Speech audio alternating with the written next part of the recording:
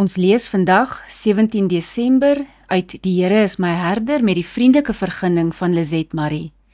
Die opskrif is afbuk en die teksvers kom uit 1 Petrus 5 vers 5. Almal moet trouens teenoor mekaar nederig wees en mekaar help, want God weerstaan die hoogmoediges, maar aan die nederiges gee hy genade. Die bekendste Bybelse voorbeeld van nederigheid is waar Jesus voor elkeen van sy disippels gekniel en hulle voete gewas het. Ons, sy volgelinge, is nie groter as hy nie. Om hom te dien beteken ook dat ons ons naaste moet dien. Ons moet tevrede wees om nie in die kollig te wees nie.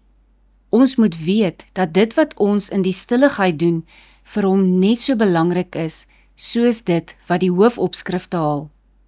En dis genoeg.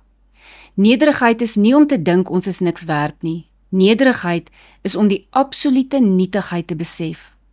Terselfdertyd juig ons oor die wete dat ons erfgename van die koning is. Die kern is die besef dat alles wat ons het, selfs ons redding, genade is. Ons mag nie uit onsself roem nie.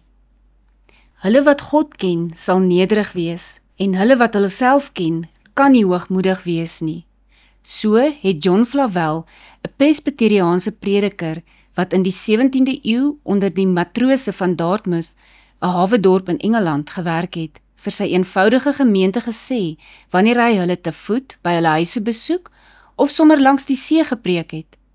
Sy eie lewe was 'n sprekende voorbeeld van 'n opreg kinderlike saamstap met God.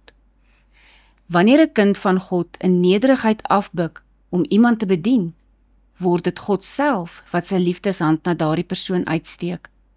God is egter nie net begaan oor wat ons doen nie, maar veral oor hoe ons dit doen, want hy kyk na ons hart. Ek wil afbuk na ander, Here. Amen. Dankie vir die saamkuier. Ek deel Lizette se kontak en webblad besonderhede in die inligtingsparagraaf van hierdie voorlesing. Daar is ook skakels na voorlesings van Lizette se ander publikasies wat op hierdie platform beskikbaar is.